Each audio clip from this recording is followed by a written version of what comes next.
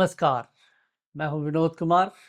आप हैं इस समय न्यूज़ प्रतन 24 के न्यूज़ रूम स्टूडियो खबरों की दुनिया में। सबसे पहले पंजाब कैबिनेट का रीशफलमेंट हो चुका है। ये 7वीं बार है 3.5 साल के इस दौरान। उम्मीद के मुताबिक मंत्रिमंडल में बदलाव नहीं हुआ, जबकि कयास लगाए जा रहे थे कि 3 से 4 मंत्री नए आएंगे। लेकिन संजीव अरोड़ा जो अभी बाई इलेक्शन जीते लुधियाना से, उनके सिवा किसी को स्थान नहीं मिला। केजरीवाल जो हैं आप सुप्रीमो, उन्होंने उनको वायदा किया था कि वो उनको मंत्री पद देंगे। इसके साथ ही एक मंत्री, जबकि उनके पास एनआरआई का विभाग था, वो दे दिया गया संजीव अरोड़ा को और धालीवाल से रिज़ाइन ले लिया गया। तो एक मंत्री की एंट्री होती है, एक मंत्री की छुट्टी।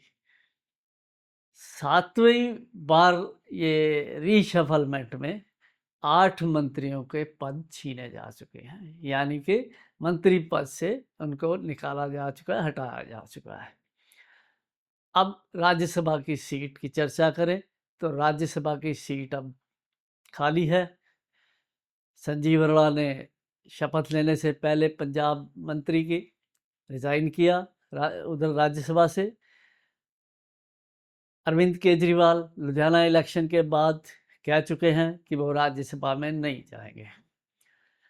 आम आदमी पार्टी के अंदर से जो सुगबुगाहट है वो ये इशारा करती है कि अरविंद केजरीवाल ने भगवंत मान मुख्यमंत्री जो हैं इस समय पंजाब के, उनको कहा है कि आपको राज्यसभा क्यों ना भेजते हैं। लेकिन ये बताया जाता है कि भगवंत मान इसके लिए अभी तक तैयार नहीं हुए। अब अगर मुख्यमंत्री भगवंत मान हटाए जाएंगे, राज्यसभा भेजे जाएंगे, तो एक इंद्रजीत सिंह निज्जर जो पहले मंत्री थे, फिर उनको हटाया गया, तो अब उनका नाम बतौर मुख्यमंत्री सामने आ रहा है कि अरविंद केजरीवाल चाहते हैं कि निज्जर को मुख्यमंत्री पंजाब का बनाया जाए। लेकिन अभी तक भगवंत मान को कैसे मनाया जाएगा, एक चीज़ स्पष्ट है, निर्भर करेगा कि भगवंत मान अगर दूसरा रास्ता चुनना चाहें कि वो नहीं जाएंगे राज्यसभा, तो कितने एमएलए उनके साथ होंगे, ये देखने वाली बात रहेगी, उनके लिए सोचने वाली बात रहेगी कोई भी ऐसा निर्णय लेने से पहले। राजनीति है, आज तक की जो संभावनाएं हैं हम उस पर चर्चा कर रहे हैं। कल राजनीति में क्या होगा इसकी कोई भी अंदाज़ा इसका नहीं लगाया जा सकता। अब बढ़ते हैं दूसरी खबर पटियाला से। Punjab and Haryana high court ने आज डिप्टी कमिश्नर पटियाला की जो सैलरी पे अटैचमेंट कर दी, जब्त करने को कहा है। कारण वहाँ के मशहूर पटियाला के काली देवी मंदिर, ऐतिहासिक मंदिर है एक, उसके एक पुजारी से रिलेटेड है। डिप्टी कमिश्नर पटियाला वहाँ के जो काली देवी मंदिर का बोर्ड है उसकी चेयरमैन है, क्योंकि ये सरकारी नियंत्रण में है। वहाँ एक पुजारी जो 29 साल से काम कर रहा था, अचानक बिना नोटिस के उसको हटा दिया जाता है। उसके बाद ये बात जनवरी 25 की है। उसके बाद वो अदालत का रुख करता है, तो वहाँ से स्टे मिलती है, लेकिन उसकी सैलरी रिलीज नहीं की जाती। तो हाई कोर्ट ने ये आदेश दिया है कि 28/7 तक डिप्टी कमिश्नर की सैलरी जो है वो जब्त की जाए, और ये भी आदेश दिया कि पुजारी को पिछली सैलरी और आगे की सैलरी देते रहिए। अब कुछ खबरें देश से। बात करें एक्टर दिलजीत दोसांझ की।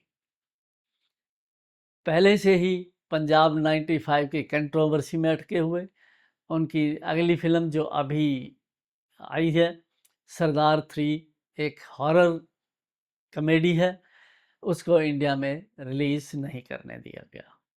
कारण कि उन्होंने जो उनके एक्टर काम कर रही थी वो मुस्लिम थी।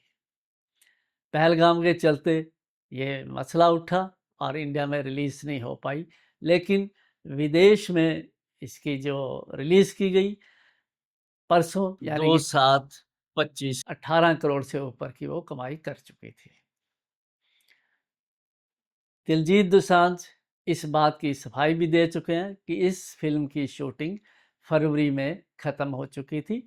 ये पहलगाम का मुद्दा जो उठा है वो बात का है, लेकिन फिर भी फिल्म इंडिया में रिलीज़ नहीं हो सकी। लेकिन सोचा जाए कि क्या आप किसी आर्टिस्ट को, गज़ल को, गायकी को, बज़म को, नज़म को, शायरी को किसी सरहदों में बांध सकते हैं? क्या कहना है आपको? कृपया कमेंट्स में लिखिए हमें, हमारे कमेंट बॉक्स में। इसके बाद रेप के बाद रेप, रेप के बाद रेप, अब है पूना रेप केस। शुरू हुआ जब से हम देखते आ रहे हैं कि पहले कोलकाता मेडिकल कॉलेज में रेप एंड मर्डर, जिसे वहाँ की सरकार ने प्रिंसिपल को बचाने की कोशिश की, उसको प्रोटेक्शन देने की कोशिश की।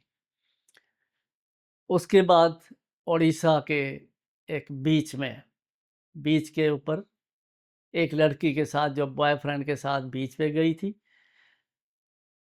10 लड़के सामूहिक बलात्कार करते हैं। इसके बाद फिर कोलकाता, अब इंजीनियरिंग कॉलेज, इंजीनियरिंग माफ़ कीजिए, ये लॉ कॉलेज है, लॉ यूनिवर्सिटी की बात है, जो साउथ कोलकाता में है। एक लड़की के साथ एक एक्स प्रेसिडेंट यूनियन का, उसी कॉलेज का, 2 लड़के जो वहाँ पढ़ते हैं, जो यूनियन का प्रेसिडेंट रहा है वो लड़की को प्रपोज करता है मैरिज के लिए। जब वो कहती है नहीं, कि मेरा बॉयफ्रेंड है, मैं उससे ही मैरिज करना चाहती हूँ, तो उसके बाद उसका रेप होता है।